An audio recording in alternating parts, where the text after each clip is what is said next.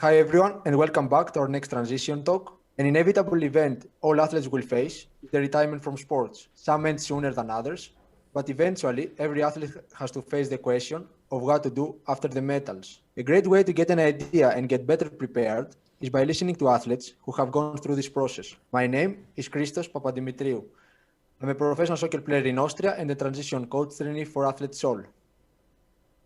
Our speaker today is a respected and successful swimmer, a 10-time Swiss swimming champion, and a multiple-time medley record holder. Let's welcome David Karasek. Hey, Christos. Thanks. What an introduction. Thanks for having me. Excited to be here with you. Thanks for taking the time to be on this call today. Yeah, man. Would you like to start by giving us a summary of your athletic career? Sure.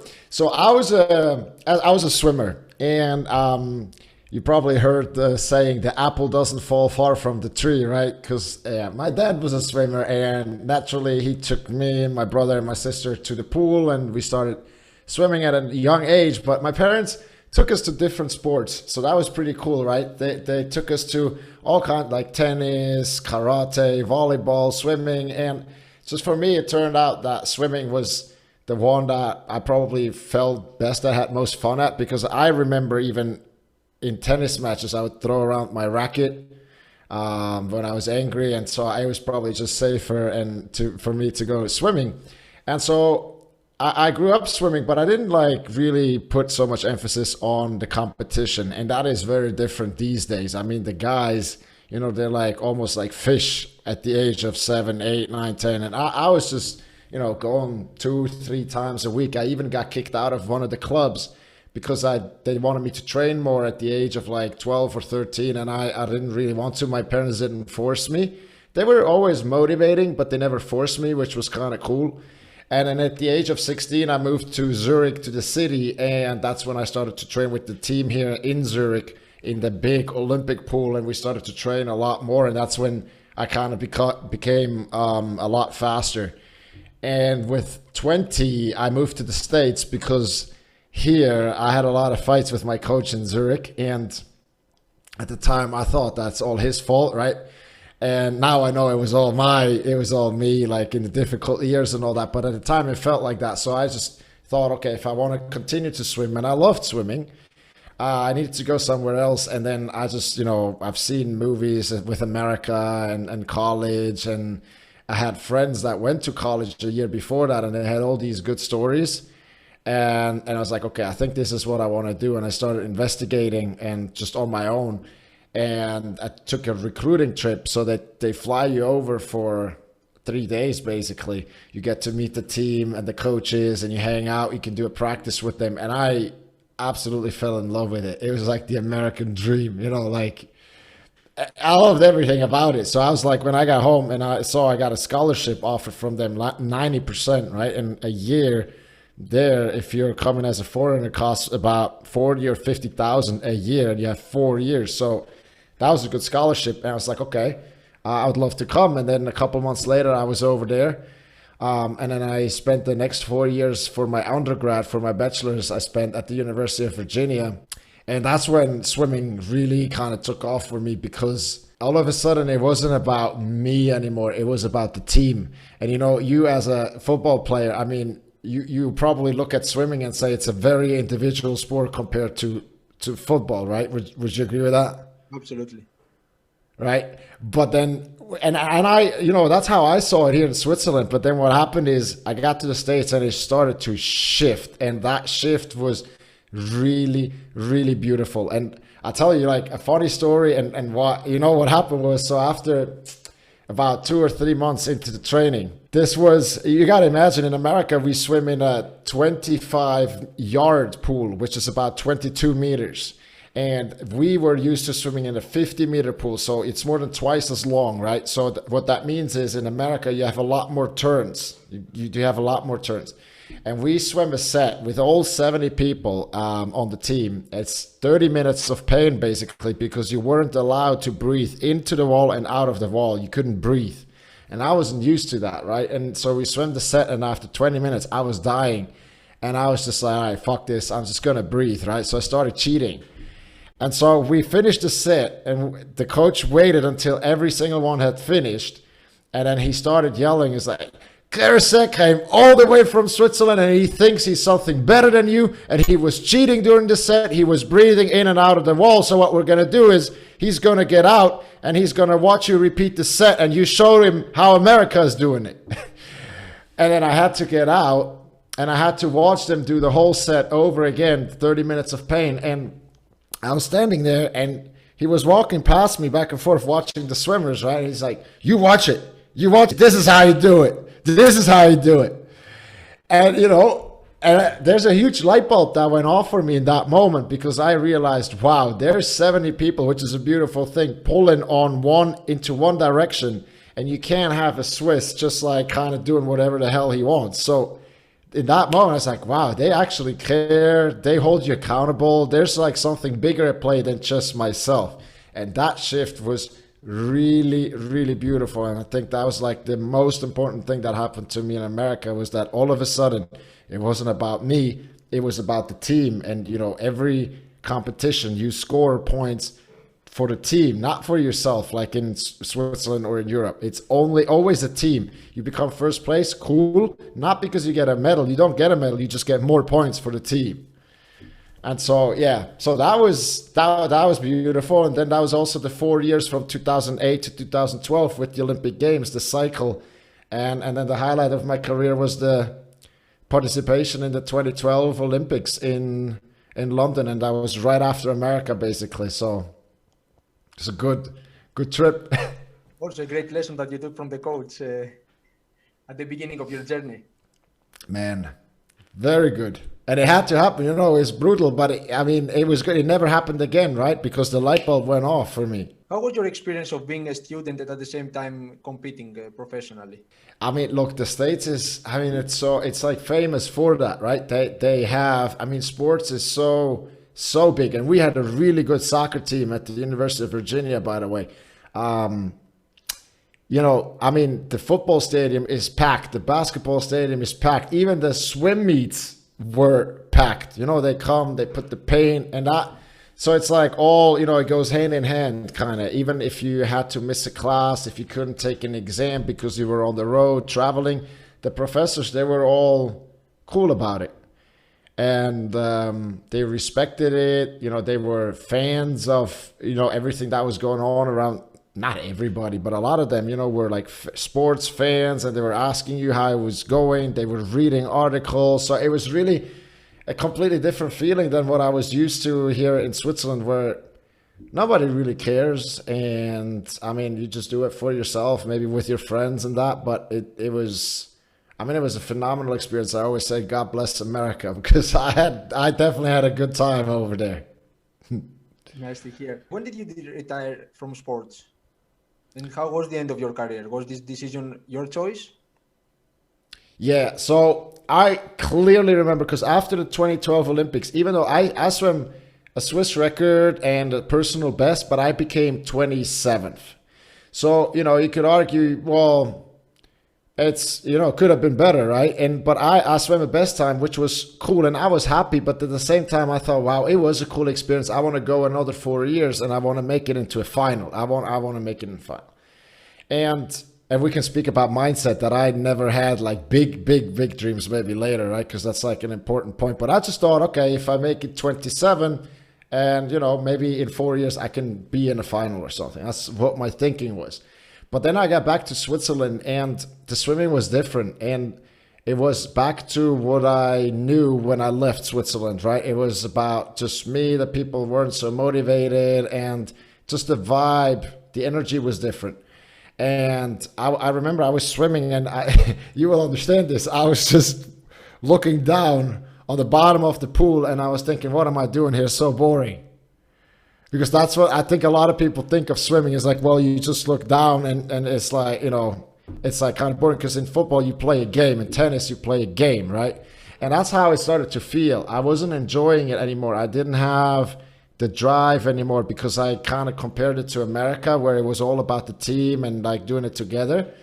And so it took me a couple of weeks, because I had all these thoughts, well, if I stop now, What are my parents gonna say? What's my coach gonna say? What is it? What I really want? Am I gonna regret it? All these. What is my sister? All these worries that I had, but I had a lot of time to think about it during swimming. Right? I was just thinking, and then a couple of weeks later, it was on a Friday afternoon. We got into the water at like 5 o'clock in the afternoon. We started warming up, and after 10 minutes, it just hit me. I was like, that's it. And I got out of the pool. I told my coach I'm done, and I never came back. And it was a very good decision. I think I have zero regrets. I'm happy that I did it because there's a lot of other things that came, but it wasn't without thought. I mean, it took, it wasn't like easy to do, but in that moment, then I kind of got the strength from somewhere, and it hit me, and I was like, all right, I'm out. Do you remember maybe one of your biggest challenges that you came across by deciding to retire? Man, I think I had to like explain it to my parents, and at the age I was like, what, 26 or something, but you would think it's like an easy thing to do, but I mean, I wasn't sure if I was letting them down or if, what they would think about it, if they, that wasn't so easy. And then I didn't have the confidence and like the self, I don't know, I wasn't so sure of myself in a positive way that I could express that confidently, right? And say, okay, this is my life and this is what I want to do, and just kind of expect that because they were always supporting me, but my imagination went wild about like, with worry basically. And there's a saying that I love is like, worry is the misuse of imagination. And even though I knew that my parents always supported me, always have, always will, my worry and let my imagination go loose, and I started to imagine all kinds of bad scenarios, and so, but none of it was true. But until then, so that was the challenge to kind of, I got out of the pool. I told my coach, so now I'm gonna call my parents. I'm gonna say, all right, that's it. And yeah, that's definitely a scary topic because I cannot imagine telling to my parents I'm not gonna play football anymore, because for the last 20 years, the only thing I have been doing and dedicating my time to it. So I kind of. Yeah, it would be definitely a hard topic to discuss with them. Right. I mean, it's also if they see Christos for 20 years in the football box, let's say, it's like, I mean, when you break out of it, it takes a bit of time to adjust. But here's the thing, I think that happens again and again. Oh, when I had to tell my mom that I quit banking, that was another one. It happens again, right? It comes again and again. So, but yeah. When you decided to retire and you moved to the next chapter of your life, did you experience any unexpected changes in your body since you didn't train as much as you did in the past? Hey, I was always, because this was funny because in America, often when they are done with the 4 years and they're not going like professional, when they're done with the college swimming, they stop from training 10 times a week to 0, and they go out and they drink. And so I've seen my friends get fat really fast in a couple of months, like put on like 10 kilos. And so I was very aware of what would happen. So I basically immediately transitioned into fighting sports with my brother, because I knew I loved sports. I needed to move and all that. So I didn't have a problem with that, no, because I just kind of, just adjusted the diet. I was very aware of it because I've seen how fat some of my friends got in a short period of time. I was like, I don't want that, because then you're going in that vicious cycle and it just gets worse and worse and worse. So for me, that wasn't really of a problem, thankfully. Also, when you retire, you have a bit more of a time to just try some other sports, and that's also awesome because I cannot imagine you were always swimming every day, and then probably you didn't have the time to try something out. Yeah, not so much. I have to say though, we were kite surfing on vacation. I was always playing like football, easy, or basketball, also easy, but we were still playing. But nowadays you have swimmers, they've been swimming their entire lives and they do nothing but that, and they already train in the morning and afternoon when they're 10 years old, you know, and they can't run after a ball because their legs are like the X, you know, and their feet are kind of like fins. It's crazy. So I have to say, like, I think I was very curious to always like play and try out other sports. So because I wasn't training so much as others, I would say, right? Yeah. Also when I was 16, still doing other things and Yes. but yeah, you're right. I mean, then you all of a sudden you have the time, and that's a really cool period because you can reinvent yourself and you can go and explore. Exactly. And how did you feel during this transition? Did you experience a period of sadness or a low point emotionally?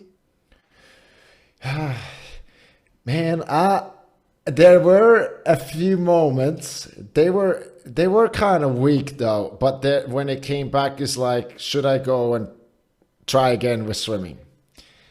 Because I think like after so many years, it's like it's probably just normal that this is happening. But when you break up with a girlfriend or something, and then if you've been together for a while, sooner or later, I guess it's kind of normal that there's thoughts coming like, shit, should I like try it again with her or not? And then you kind of like, if you've already decided it and that's what your heart wants, it's just your mind coming again, putting up a battle again, right? So you gotta learn to, and that's when it really helps if there's somebody there who can kind of help you and guide you and hold the hand and so on. So what I did when that came out, just like speak to my brother, speak to my parents about it, and then they actually helped me go through that easy because they supported me and all that. So it wasn't like a heavy battle, but sometimes I'd be like, did I give up, or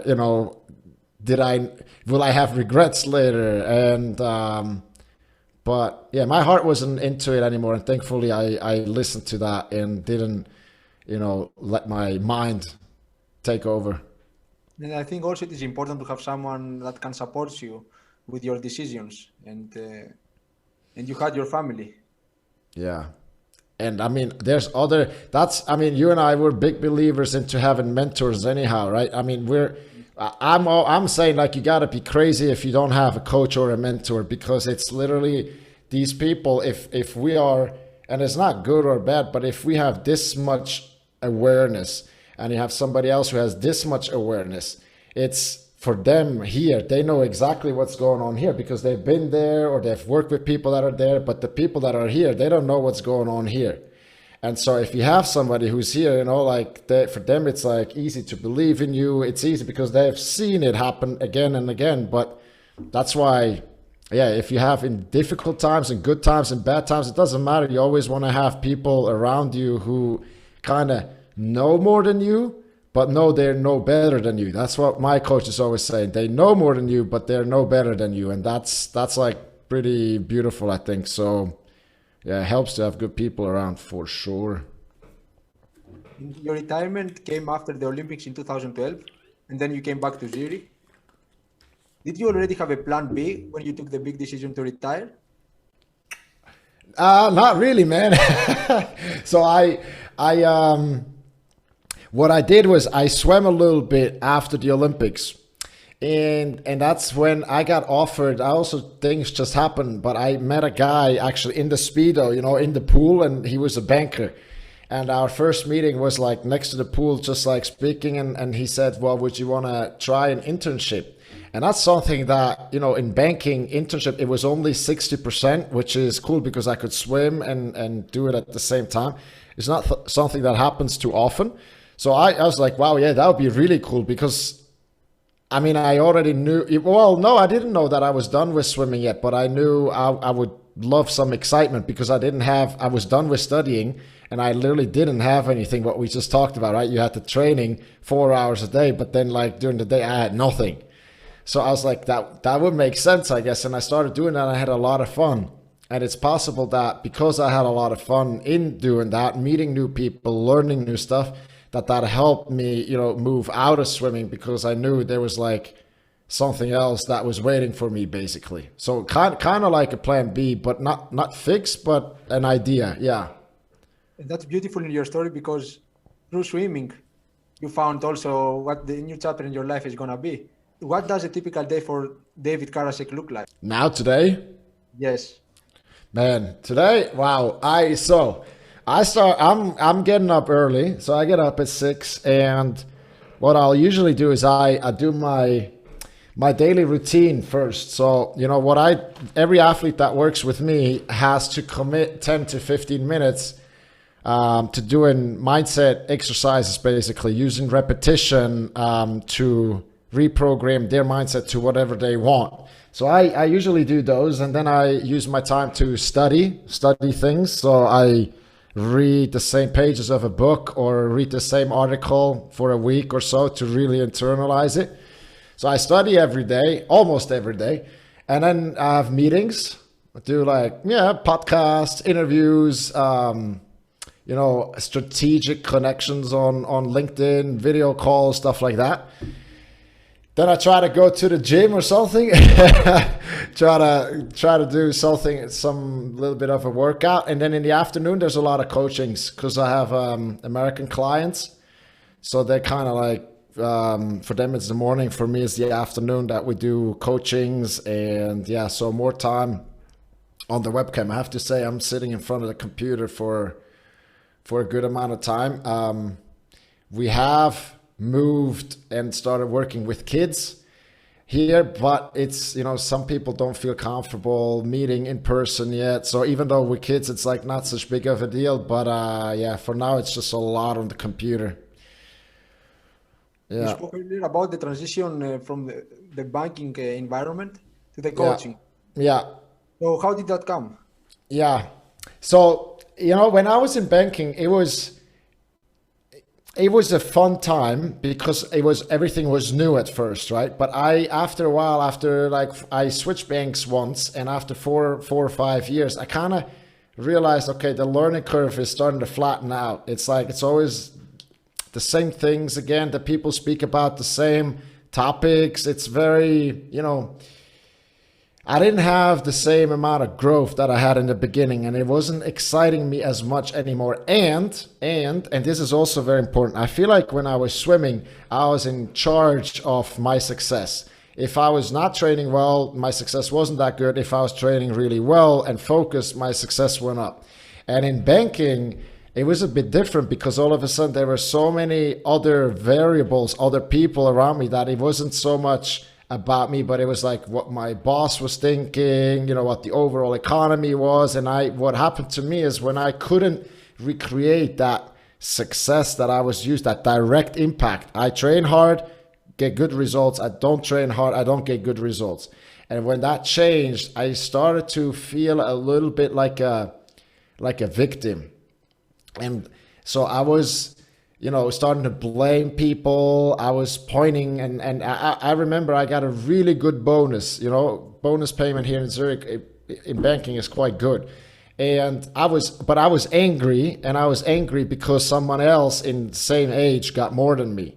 So, it makes zero sense, but I wasn't like fulfilled. There was something, I didn't feel like I was in power. And then as the universe plays its games, right, there was like an older guy who invited me for a tea. He was an Englishman, and I've never in my life been invited to a tea. So I thought, okay, this is intriguing, so I'll just go and have a tea, right? So we went to like a really nice hotel here in Zurich, and we actually ordered a freaking green tea or something. And he started telling me, like very straight in my face, he's like, David, everything that you're thinking is very subjective and it's not the truth. And I sat there and was like, everything that I'm thinking is so subjective and it's not the truth. And I was like, damn, it's hard to argue. And I loved arguing my position all the time. It's like this, I cannot argue because I think he's right. And I started, reading books about how programmed we are and how there's a lot of things in our subconscious mind that came through us in the childhood that we didn't choose, and now it's in there and it's making us who we are. And I started digging deeper and deeper, got coachings on it. I was fascinated with this, and I started to realize how much power I was giving away by blaming other people, by looking at the circumstances instead of just looking at myself and taking full self-responsibility for everything that was going on. And when I started to do that, you know, my life started to take off. And then I knew that I wanted to get out of banking because I wanted to be my own boss. I want to work when I want, wherever I want, with whoever I want. And I don't want to, you know, suck it up to some like rich clients that I don't even enjoy speaking to. And then, yeah, it was just a matter of time until I was out. And then the transition was that we started coaching executives because that was like the lowest hanging fruit because I had a lot of friends, right? And so that's how I started, first with coaching executives before I moved to athletes. And you spoke earlier about certain skills you have developed during your career and skills that are very important in the corporate world. What transferable skills have you learned in sports that you see you use every day? So you see, and that's why I think this discussion is very good because I was very, very, very unaware of what my skills were. It just, you know, and I think that's like the case for a lot of athletes is like that they actually are really good at things, but they don't even like know what they are and they don't know how they translate over. So I have to say I was very unaware, but when I think about it now, I think this desire of an athlete to be the best version of yourself, I think that's something that is very, very powerful. As long as but you got to get out of this competitive mindset because competition is good when you're playing a game, but when you're in real life, when you're focused on competition, I think it's limiting because when you're comparing with other people, you're always giving the power away to what they are doing and so on. But so instead of being competitive, you want to be creative. You want to look at what can you create? Because the truth is there's enough for everybody. But I think so this would be the one that I think the desire to be the best version of yourself and then focus on yourself and not give the power away by looking at other people. That would be beautiful. Yeah, but it took some learning, huh? I mean, it wasn't like straight out of the gate. But I think if somebody hears that, you know, now it's easier for you to learn because you kind of know where it could go. Yeah, exactly. Even though you retired back in 2012, do you still consider yourself an athlete? Yeah, like a hobby athlete, not like a pro athlete, but yeah, you know, I still do. And I think the cool thing is if you spend so much time, you just have like a basic knowledge about nutrition, about how the body works, about the mindset, about different sports, right? It's just about teams, about coaching. It's just, yeah, I think so, yeah. Another topic that we address in this interview is the athletic identity. You say that you are still an athlete, you know, you are still related with this identity. But sometimes the athletic identity is taken from them either by their own decision or by external factors. And sometimes they may reach a point where they no longer know who they are. Having made now this transition from swimming to life after sports, what advice would you give to an athlete who is preparing for the end of their careers? So, I mean, this topic it's just such a good topic, right? And I would love to hear your thoughts on that as well. I'll give you mine, but then I would love to hear yours on that as well. I just think, and I come from the spiritual world because I've learned a lot about spirituality. And we're spiritual human beings. We have a spirit inside of us that wants to expand, that wants to grow. And that's where that desire to be the best version of ourselves and to always become like more. And that's where it is because the spirit wants to expand. And I know that we are more than our successes and our failures. We are so much more like it. You are not a better person because you know how to cook.